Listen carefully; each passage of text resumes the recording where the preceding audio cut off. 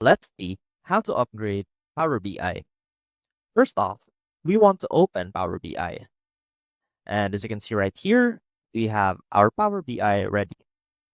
Now, if we want to access the entire list of features that Power BI can provide, then we have to check all of these boxes in our settings.